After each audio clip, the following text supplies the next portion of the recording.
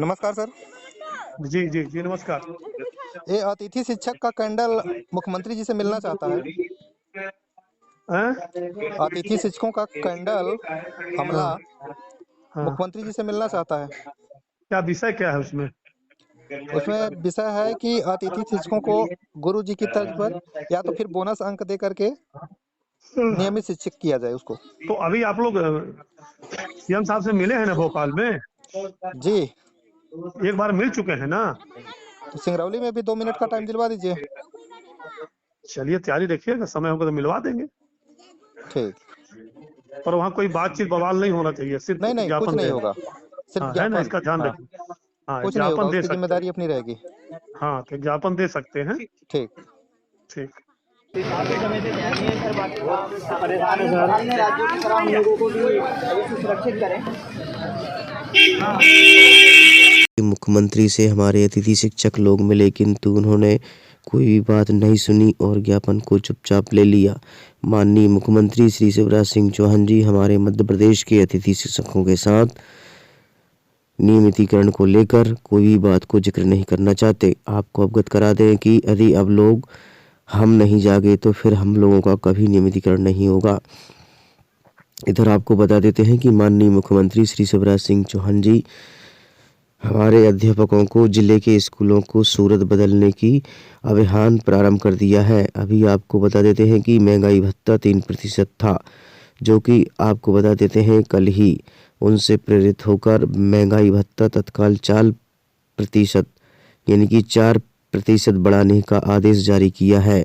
सारा क्रेडिट अध्यापकों को मिलता है। आपको बता देते हैं मध्य प्रदेश का अतिथि शिक्षक कितने संगठनों के पास जाकर मिल चुका है, किंतु आज तक कोई नियमितीकरण नहीं हुआ। आपको बता देते हैं कि मध्य प्रदेश के अतिथि शिक्षक कितनी मेहनत से पढ़ाते हैं और जिनका क्रेडिट नियमित शिक्षकों को मिलता है। इस तरह से आपको बता देते हैं कि यह आदेश क्रमांक पुराना है। इसमें वर्ग 3 के गुरुजियों को नियमितीकरण दिया गया था। इसी आदेश के अनुसार हमारे मध्य प्रदेश के अतिथि शिक्षकों का नियमितीकरण हो सकता है। उनकी 3-4 बार परीक्षा ली गई, इसके बाद उनको नियमितीकरण किया गया, फेल हुए, किंतु उनको फिर भी नियमितीकरण किया गया। कांग्रेस की सरकार ने सभी लोगों के लिए एक अच्छा हित सोचा, किंतु वर्तमान में बीजेपी सरकार हमारे मध्य प्रदेश के अतिथि शिक्षकों के साथ अन्याय कर रही है।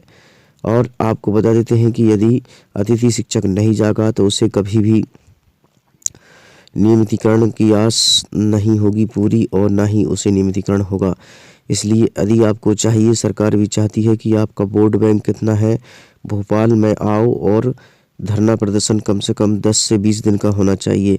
इधर सरकारी स्कूलों में पढ़ा रहे अतिथि शिक्षकों के द्वारा छात्र छात्राओं का ध्यान रखा जाता है और उनकी शिक्षा व्यवस्था को अच्छा मार्गदर्शन माना गया है, फिर भी अतिथि शिक्षकों का आज तक कोई नियमितीकरण नहीं हुआ।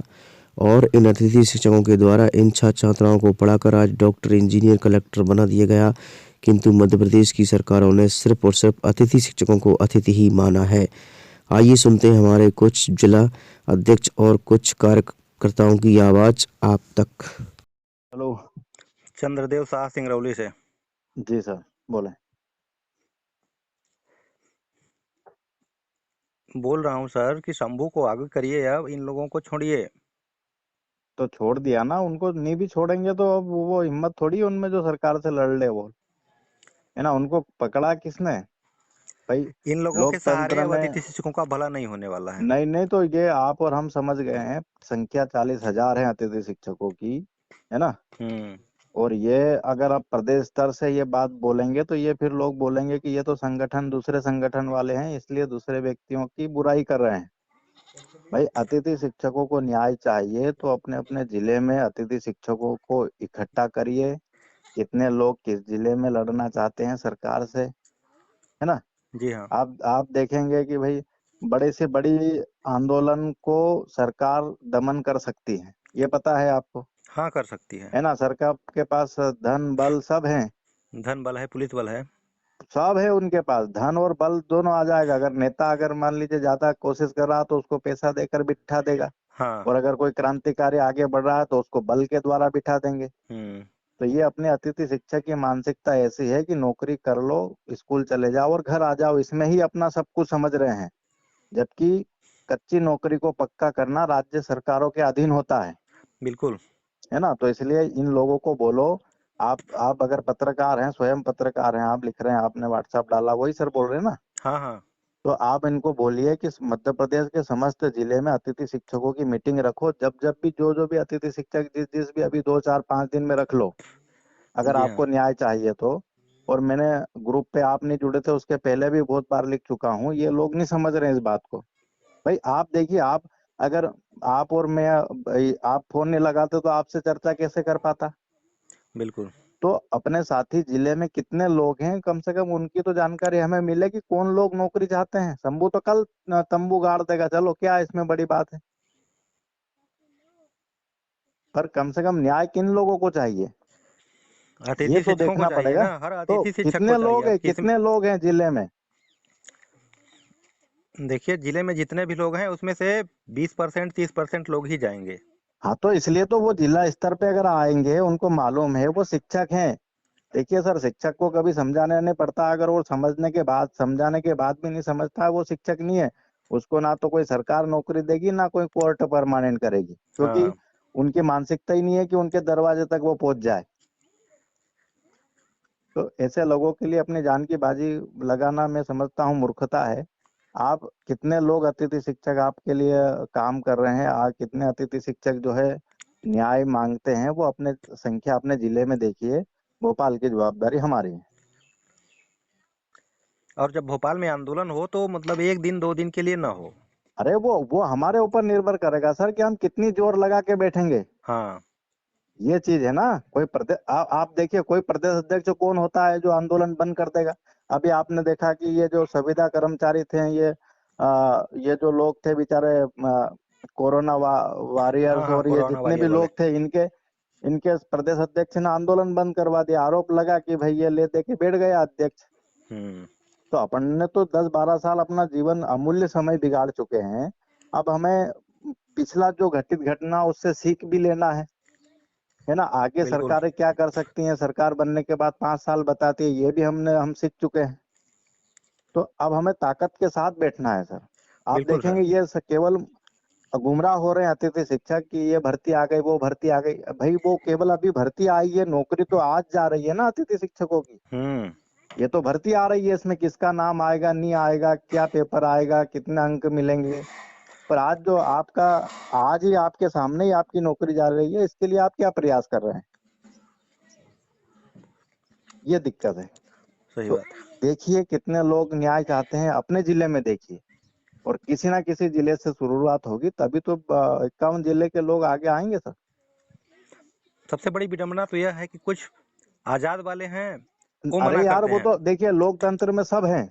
देखिए क्या है कि कुछ आजाद वाले हैं, आजाद के जो जिलाध्यक्ष हैं वो बोलेंगे अरे उसका उस ग्रुप वालों की मीटिंग है वहां मत जाना। ठीक। नहीं नहीं, तो यही तो, अरे यार मेरी बात सुनिए, सफलता कहाँ से मिलेगी? आप देखिए, ये जिला क्या है, अपना घर है। अगर अपने घर में 5 सदस्य है, अगर 5 सदस्य आपके कहने में नहीं चल रहे हैं, तो क्या बताओ, आप प्रदेश स्तर पर 2 लोग बैठ के न्याय मिल जाएगा क्या? अभी अभी हाल ही में अपन ने देखा कि करणी सेना का आंदोलन सरकार ने मांग पत्र में लिया और बोल दिया कि जाओ, हम्म। है ना। क्या परिणाम निकला? अब अगर अपना मांग पत्र में ले लेगा तो क्या होएगा? इससे अपने को तो न्याय चाहिए ना सर। बिल्कुल।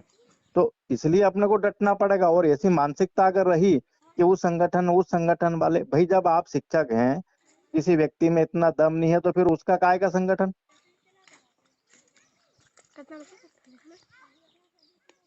काय का संगठन उसका? बहुत विडंबना हो गई है और अतिथि फिर भी शिक्षकों अगर की। उसी के चक्कर में आप अपना भविष्य दाव कर रहे हो, तो फिर हम और आप फांसी पे क्यों चढ़े, बताओ आप? जब आप सत्य को स्वीकार नहीं कर रहे हो, शिक्षक होकर के आप सही गलत का विकल्प नहीं चुन रहे हो, तो फिर बताओ कौन फांसी पे चढ़ेगा इनके लिए? और वहां मुकदमे लगते हैं, ऐसे थोड़ी होता है सर, पैसा खर्च करना पड़ता है। सही बात।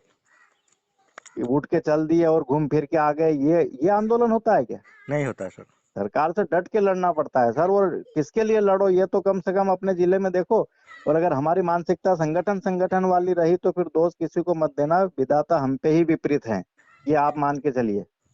बिल्कुल। सरकार ने तो बहुत अवसर दिए थे कि आओ लड़ो, और सरकार भी ये देखती है कि वोट बैंक कितना है इन लोगों का। हम्म। हमने मानसिकता बना ली, 100-200 रुपए की नौकरी कर ली, घर चले गए, कोई शिक्षक आ गया तो दूसरा स्कूल में चले गए। कब लड़े हम सरकार से? और जब चलिए मैं लड़े थे अपने जिले में देख रहा 2018 हूँ, में। अपने जिले में मीटिंग करके बुला रहा हूँ लोगों को। बुलाइए, उनसे पूछिए कौन सा संगठन का जिला अध्यक्ष है कि भाई तू तेरा प्रदेश अध्यक्ष है तो क्या क्या अगली क्या रणनीति है तुम्हारी, बताओ। बिल्कुल है ना, क्या दिक्कत है इसमें? लोकतंत्र में आप में दम है तो ठीक है, नहीं तो इस्तीफा दे इस जिला अध्यक्ष से, नहीं तो काहेगा जिला अध्यक्ष फुकट का। सही बात। न्याय दिलाओ ना। मैंने अपने पोस्ट में पहले लिखा है कि प्रदेश अध्यक्ष, अतिथि शिक्षकों का प्रदेश अध्यक्ष बनना आसान है, परंतु उन्हें न्याय दिलाना मुश्किल है। गरीब को तो कह दिया कि हम तुम्हारे ये है वो है, पर ये है तो दिलाओ ना यार। कौन मना कर रहा है तुमको? दिलाने की क्षमता कहाँ है? तो बस यही नाम तो के तो भाई, हैं। यही सत्य असत्य जानने के लिए प्रदेश में नहीं जाना पड़ता है, अपने जिले में ही देख लीजिए। ये निवेदन है मेरा, और हम 3 साल से बोल रहे हैं लोगों को, और अपनी आप जुड़े हैं उसके बाद एक पोस्ट मैंने पिछले जो डालता था वही डाली, आप उसको पढ़िए। पढ़े हैं भाई। है ना सर? जी जी okay sir, thank you. Thanks for watching. Like and comments and subscribe.